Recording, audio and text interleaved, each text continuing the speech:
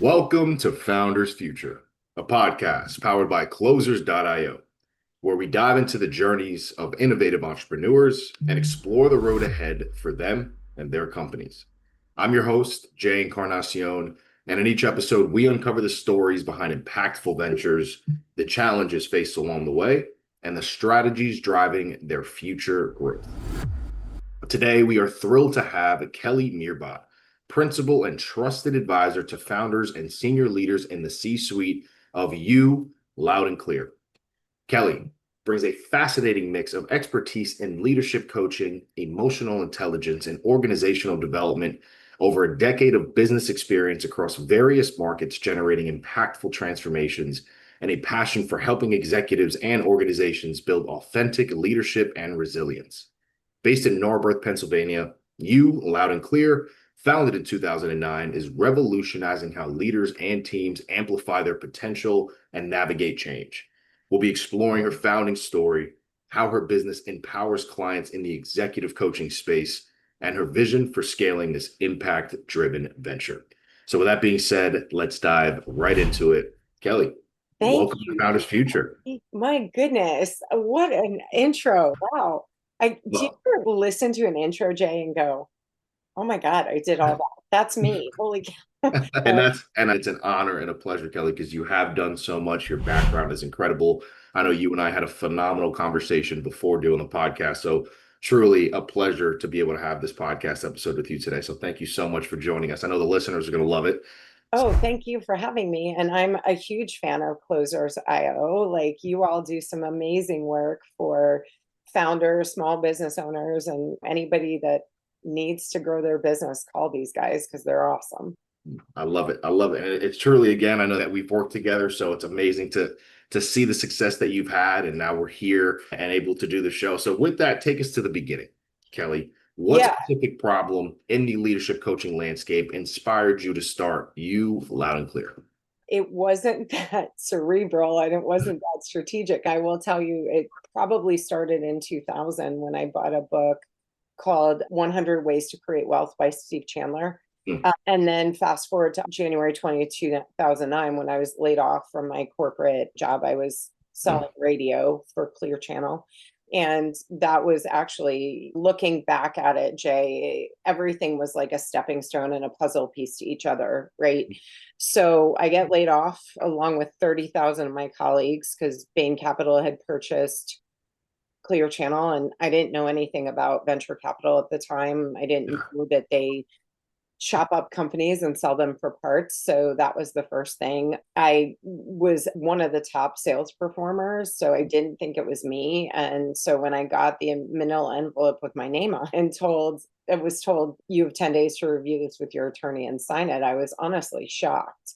And they walked me like a criminal. And some other background, my husband was in the Navy at the time, and he was with the 9/11 detainees in Guantanamo Bay. I couldn't get a hold of him. After I get laid off, for 7 days, I grieved it like heavily, crying, woe is me, the whole thing, bathing in self pity until on the seventh day, which I always on the seventh day, our golden retriever at the time, and believe me, I know I'm humanizing her, put her head in my lap and was like, time to get off the couch and shower. Like I got in the shower and I started washing my hair, and I was thinking about what's next, right? Because I had some time between the severance kicking in and unemployment.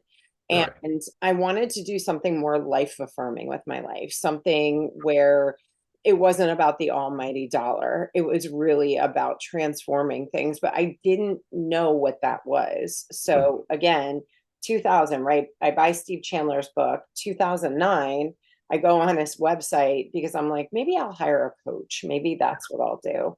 And he had this success course on CD. Yes, I know I'm dating myself. And with it, you got a 90-minute coaching session with a coach. And so this woman comes on. Now, prior to the call, I sent her like 25 pages of documentation of what Wow. had done to me. And so for 40 minutes, I'm like, like pointing like a good coach. She said to me, are you open to some coaching around this? And I said, yes. And she said, I think you're a victim and you need to take ownership of your life. And let's just say there were a couple F-bombs that I hung up the phone, and then I sat at my desk and there were two questions that came into my mind. And one was, is there any truth to what she's saying? And the second one was, is she right? And both answers came back yes, almost immediately. And I looked at my watch. I had 45 minutes left on this free call. I called her back, and she became my coach for the next 3.5 years. And her name is Sharice McCory. She's not coaching anymore because she had to leave coaching to take care of her mother who had dementia. Wow. And she kept going, you'd be a great coach. You'd be a great coach. And I was like, stop with that. I don't, because I did not have context for what coaches were. I thought it was all about the law of attraction and Right. hippie women and like all of that. And now I love the law of attraction, but I do believe there's action that needs to be taken from it. But she pushed me. She pushed me and nominated me for this coaching academy in Chicago. I was one of 6 women chosen in the country, and I went, and 175 hours later, there's that certificate right there. Yeah. Yeah. Sorry, in human and organizational transformation. And about 2 weeks after that concluded, my phone rang, and it was an Arizona area code. And I was like, I don't know anybody in Arizona, but again, Yeah. gut instinct, pick it up. Lo and behold, it's Steve Chandler. And I was like, so I totally fangirled. I didn't fangirl to him, but and then I was like, hello, Steve, how can I help you? And he invited me to this invite only symposium for coaches. And I was one of 40 women, or one of 40 coaches invited. And I went, and they wrote this book. And yes, I'm going to plug it because any coach that is starting a practice is called The Prosperous Coach. Love They it. put that in the room, and I came back, and 2 weeks later signed my first major client, like very well paid. Wow. And then my business leveled up again in 2013 when we moved from Norfolk to Philadelphia, because this region is rich with a lot of good clients. And yeah, that's how it happened. And it's just been amazing. My business has grown for 13 years on word of mouth and referral. And then I had a lead gen company come in and was like, you can't scale word of mouth. Yes. So I started doing drip campaigns on LinkedIn, and it's really been just a great source of clients for us. And I will tell you, Jay, first of all, I haven't been on Facebook since 2020. They put me in jail in 2020, and Facebook jail, let's be clear about that. Because I was like, oh, man. Yeah, so they put me in Facebook jail. And frankly, I don't like the morals and ethics around that platform. I just recently put automated messages on my DMs and Instagram, and the only real platform I'm active on is LinkedIn, because it's just proven over and over again to be a valuable platform. And they're all about connection. And that's my why, is focus on creating belonging and connection. So I love it. And now we're here. Truly incredible story to see where you were. You thought the world was over, and now the amount of success that you've seen. It's just a beautiful thing. And I love hearing stories like that, especially for our listeners who could be in the same boat that you were in when you got let go and not knowing what to do or where to turn, or just starting a coaching business. So it truly is incredible to hear that and see where you are and the success and the passion and the drive that you have. So with that, I would love to get into really the nitty gritty of what you're doing today with you loud and clear. So what is the core offer? I know you have tailored coaching programs, leadership development strategies. What are all the core offers that you have, and who is the ideal client that you work with for those core offers? yeah, so the core offering, the one that I love the most, is one-on-one coaching. I love it. I love it. I'm an introvert, so getting intimate with somebody is great. I'm industry agnostic, but I think it's easier, Jay, for me to tell you who I don't work with. Right. Because I really I look for a mindset. So the people I don't work with are career politicians. Because you have to be authentic. If you want to be a leader, especially now, especially with the generations coming up behind us, authenticity is not a nice to have. It is a must have. And those generations will demand it from you. right? The second group are surgeons because a lot of them act like they're God and they have to. If they're cutting on you, you want them to believe that they can bring you back to life. I don't want a surgeon who's, I don't know if you're going to come out of this. So I don't know if I can unpack that kind of mindset. And I don't know if I want to. The third group I will not work with are litigators because I'm not here to argue with anybody. And I frankly don't have the time. The other core offerings are one of the things I'm most proud of is a network of coaches that we've built that are 70 coaches wide, worldwide, and manifest in every way that you can imagine. Indigenous coaches, transgender, Black, white, Asian, Latinx. I just want people to be able to look at that cohort, that network, and go, there I am, right? So I'm constantly looking at it and saying, who haven't we included? Who are we not hearing from? That network, it was specifically born after I had a conversation with big companies like Capital One, Target, Purdue, Tyson Chicken. They were all like, we love you, but how are you going to coach 1,800 managers across the country? And I was like, technology? And no. I started thinking about the other solopreneurs and coaches that had great practices that I could partner with and bring them into these organizations and leverage my white privilege to let them in the door, because we know that organizations are going to talk to me differently than they talk to a Black woman, a Black man, an Asian. So felt like my job was to share and really give a hand up to people that maybe couldn't have that access. So that's one of my proudest moments. I've been playing with the idea of group coaching. I've done it before. It wasn't what lit me up inside, but you got to do one-to-one and one-to-many, right? To scale your business. Done a TED Talk, so speaking is also part of it. Written 3 books and self-published. I didn't want to wait for publishers, and I certainly didn't want them to take 50% of my profits. All of that is part of it. And I'm just always looking for ways to innovate and to transform people's lives on a mass scale.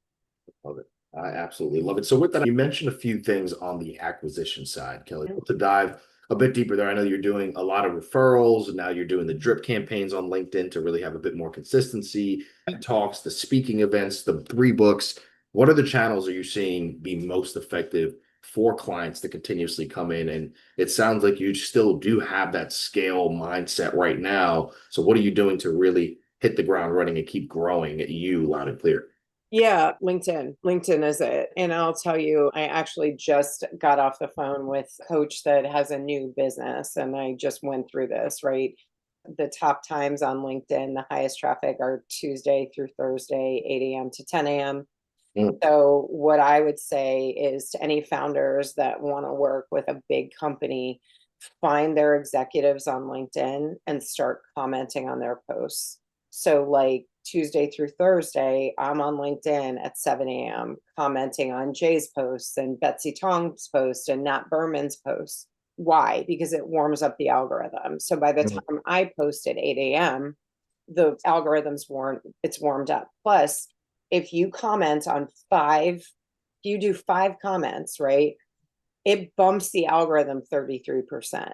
Interesting. And I will tell you that the posts that have had the most traction are the ones where I'm really laying my heart bare. And the wild thing is, in my DMs, people are like, that was me. Or while I didn't throw up every day before work, which is something I did when I was in corporate, I had the dread. I had Sunday scaries. I knew that if I didn't conform to what corporate wanted, then I was out, which is what happened with me, because I would question everything. I'd be like, why are we doing it like that? That's dumb. I wouldn't say it like that, but if it didn't make sense to me, then help me understand why we're doing it that way.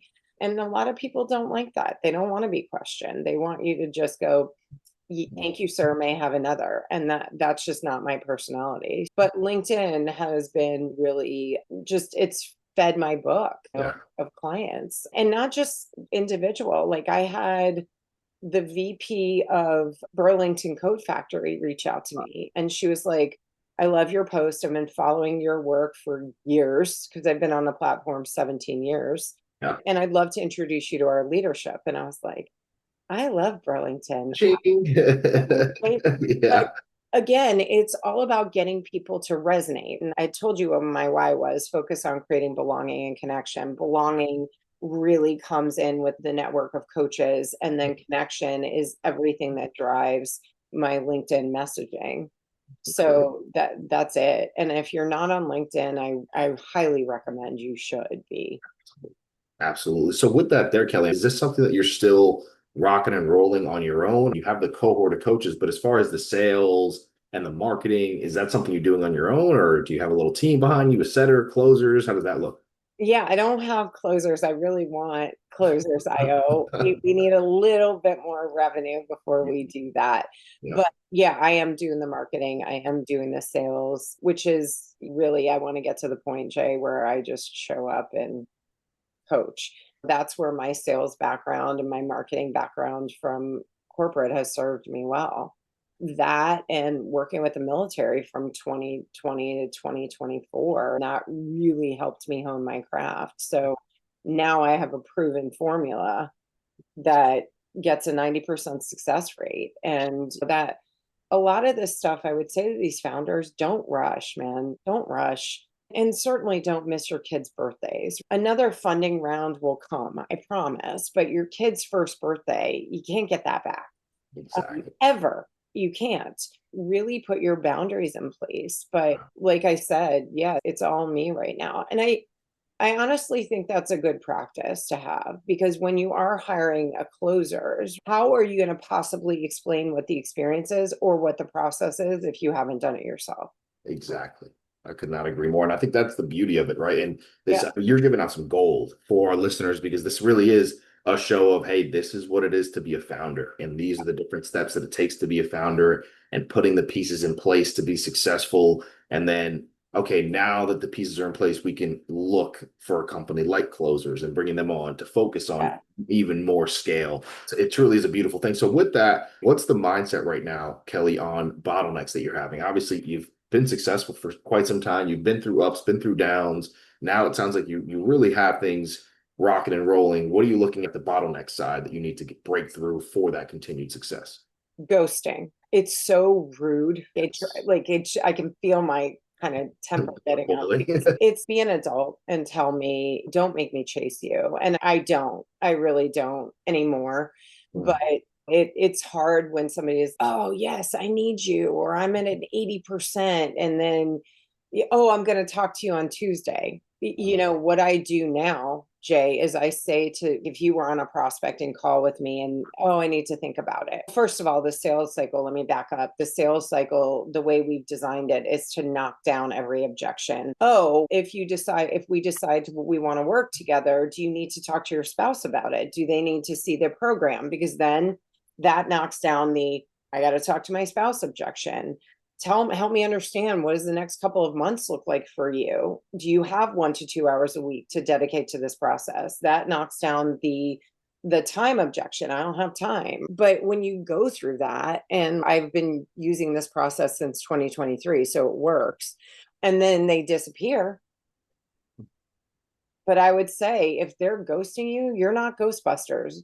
Go to the next one. One of my coaches said to me, some will, some won't. So what next? Yep. You know what I mean? Let's talk about LinkedIn, for example, right? I've had people in my DMs that have said things that are offensive. And I used to be like, oh no, I can't. Now it's block delete. Yeah, that's because there's 999 billion people on there, and I need 0.01% to fill my pipeline. So next. And if people are meant to work with you, they will. So that really is the only bottleneck. That and time. It's I wish I could clone myself. My sister and I joke, because she's an entrepreneur too, that nobody can outwork us, but that's not healthy either. And I will say to other founders, don't do that. Don't burn yourself out. It's not worth it. It's not worth your health. It's not, and it will impact the health of the company. It will. 100%. Don't sacrifice your health for the company. Don't. Absolutely. Absolutely. Kelly, I could sit here all day and have this conversation with you. I don't know where the time is going. I know, man. Like It it's flies by. It truly does. I have a couple more questions for you before we do wrap it up. And absolutely. the first one before that is going to be the priority side. I would love to hear from you what the rest of this year looks like. It's already going at the end of July. Again, time doesn't exist. I don't know what it is anymore and how it goes so fast. But obviously, we have 5 more months left of the year. What are you laser focused on for that continued success? Getting to a point where that scale feels great. What are you doing there?